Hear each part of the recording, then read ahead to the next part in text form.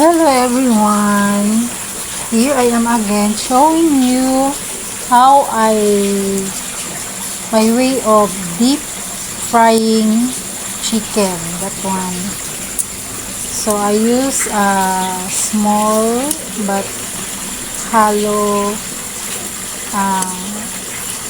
cooking ware so that the oil will be contained. And there, so actually I put there the crispy fry and then coat it with breadcrumbs. Then I deep fry so that I have 4 pieces of breast part. This one, that is these are for my nephew.